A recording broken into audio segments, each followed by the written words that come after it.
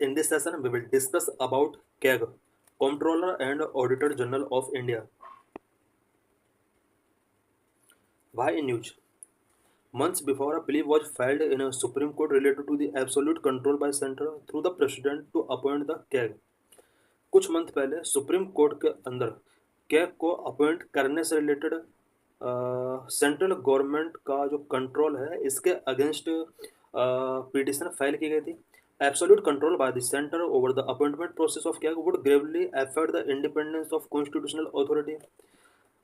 Central government के द्वारा president के थ्रू कैग के अपॉइंटमेंट के ऊपर जो कंट्रोल है वो कहीं ना कहीं कैग की जो कॉन्स्टिट्यूशनल अथॉरिटी है उसकी इंडिपेंडेंस को ग्रेवली तरीके से अफेक्ट कर सकता है.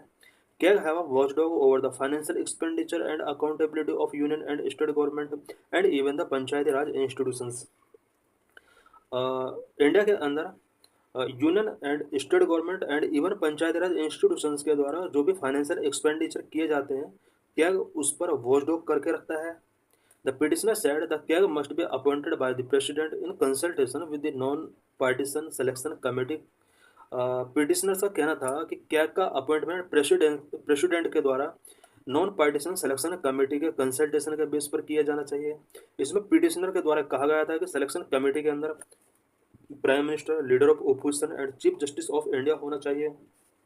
Giving exclusive control to the executive over appointment to key constitutional bodies would lead to loss of independence.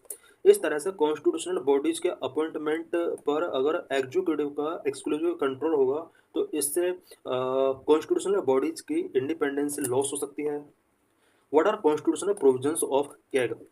Article 148 deal with appointment oath and condition of service of CAG of India.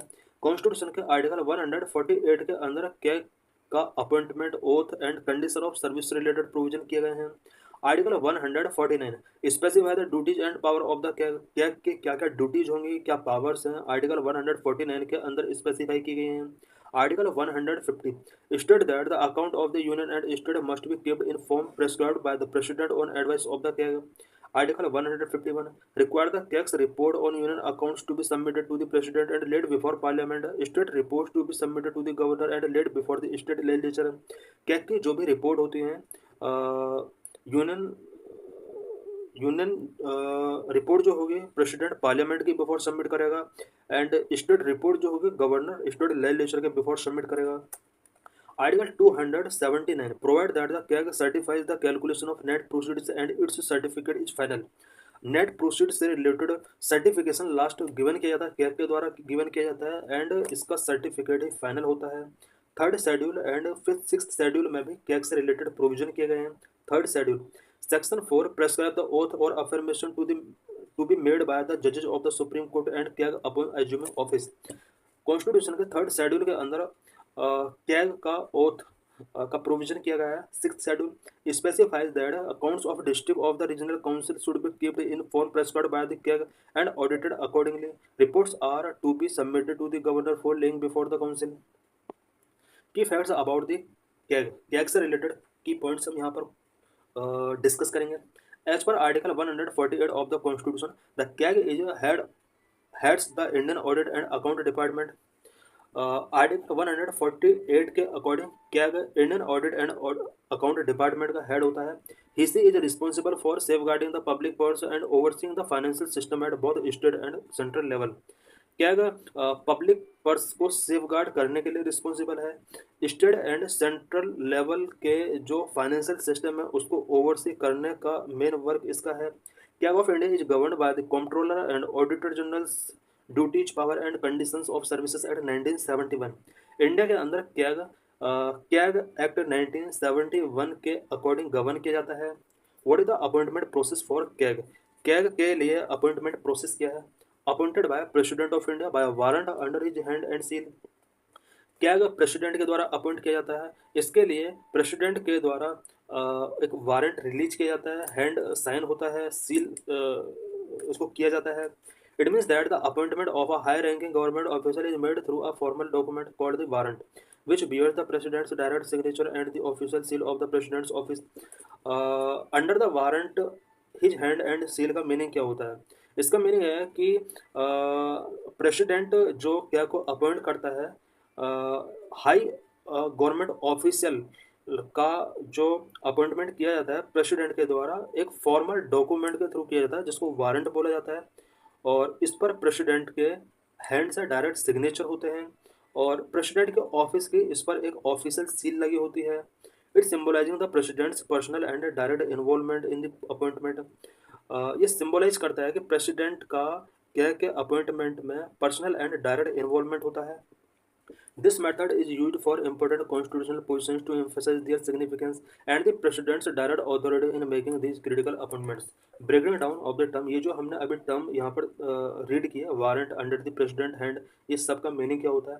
Warrant is a formal official document authorising something, in this case an appointment. Warrant एक formal official document है जो कि किसी को authorise किया जाता है, जिस तरह से यहाँ पर प्रेसिडेंट को ऑथराइज किया गया है क्या को अपॉइंट करने के लिए।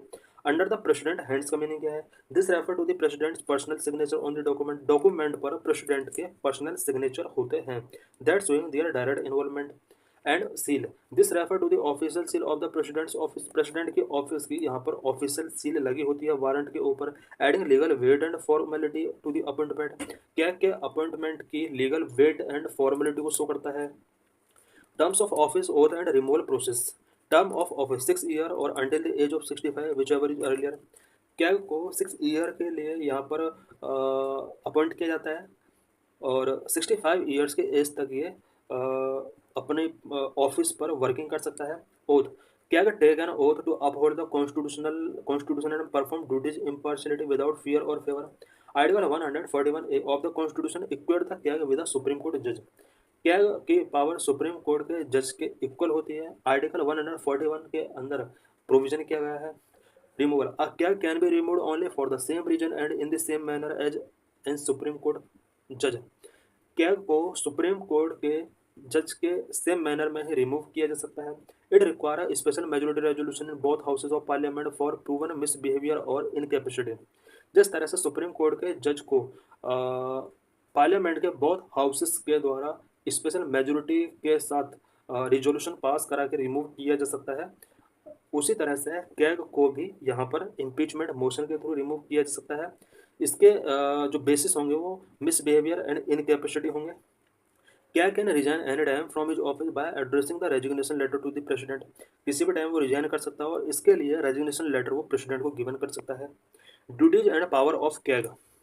Number 1, CAG audit the accounts related to the expenditure from consolidated fund of India and state fund। consolidated fund of India and state fund से जो भी एक्सपेंडिचर किए जा रहे हैं CAG उनको उनके अकाउंट्स को ऑडिट कर सकता है। Number of audit accounts of government corporations, public sector undertakings and bodies substantially funded by the government. Government corporations, public sector undertakings and government के द्वारा फंडिंग की जा रही बॉडीज का भी ये अकाउंट का ऑडिट कर सकता है। नंबर 3, क्या provide a certificate on the net proceeds of tax and duties. Tax and duties का जो भी नेट प्रोसीड है क्या उन्हें उनके लिए सर्टिफिकेशन प्रोवाइड करता है। Number 4, the CAG submit audit report to the president place them before parliament, then public account committee examine these reports. CAG अपनी रिपोर्ट प्रेसिडेंट के बिफोर सबमिट करती है, देन प्रेसिडेंट इसको पार्लियामेंट के बिफोर सबमिट करता है एंड उसके बाद पब्लिक अकाउंट्स कमेटी के द्वारा इस रिपोर्ट को एग्जामिन किया जाता है। नंबर 5, क्या act as an agent of parliament insuring that public money is spend efficiently and legally. क्या पार्लियामेंट के एक एजेंट के तौर पर वर्क करता है और ये इंश्योर करता है कि public money efficiently and legally तरीके से स्पेंड की जाए। Number 6, The CAG in India does not have control over the issuance of funds and perform the role of Auditor General only। India के अंदर CAG issuance of fund पर control इसका नहीं है, ओनली ऑडिटर जनरल का role ये perform करती है। International audit bye CAG, CAG को कुछ इंटरनेशनल ऑडिट का भी पावर मिला हुआ है। Number 1, IAEA 2022-2027। CAG is the external auditor for the International Atomic Energy Agency। International atomic energy agency का भी ये एक्सटर्नल ऑडिट कर सकती है। Ensure promoting the safe use of nuclear technology, ये इंश्योर करता है कि न्यूक्लियर टेक्नोलॉजीज का सेफली तरीके से यूज किया जाए। Number 2, FAO food and agriculture organisation, CAG audit the food and agriculture organisation working toward global food security. CAG global food security के लिए भी वर्क करता है और फूड एंड एग्रीकल्चर ऑर्गेनाइजेशन को भी ये ऑडिट कर सकता है। Independence of CAG, remove only through constitutional procedure, क्या can only be removed by the president only through a constitutional procedure, not at the president pleasure। CAG को only parliamentary constitutional procedure के द्वारा ही remove किया जा सकता है, president की pleasure के अकॉर्डिंग इसको रिमूव नहीं किया जा सकता। After living office CAG is ineligible for any further office under the government of India और एनी स्टेट। ऑफिस लीव करने के बाद कैग गवर्नमेंट ऑफ इंडिया और एनी अदर स्टेट के अंदर फर्दर ऑफिस ये टेकिंग नहीं कर सकता। Parliament determines the CAG salary which is equal to that of supreme court जज, कैग की सैलरी सुप्रीम कोर्ट के जज के इक्वल होती है। पार्लियामेंट इसकी सैलरी को डिटरमाइन करती है। In consultation with the CAG president prescribe the service conditions for CAG's staff and administrative power. President CAG के स्टाफ और एडमिनिस्ट्रेटिव पावर की सर्विस कंडीशंस को यहाँ पर कैग के कंसल्टेशन के बाद ही प्रिस्क्राइब करता है। Charges upon the constitutional fund of India, the CAG administrative expenses including salaries allowances and pensions not subject to parliamentary vote and charge upon the consolidated fund of India. CAG का जो भी administrative expense होता है including salaries allowances and pension, ये सब consolidated fund of India से charge किए जाते हैं। No minister can represent the CAG in parliament और take responsibility for his action. Parliament के अंदर कोई भी मिनिस्टर कैग को रिप्रेजेंट नहीं कर सकता और इसके एक्शंस की रिस्पॉन्सिबिलिटी भी इन्हें लेने का कोई भी राइट नहीं है। सो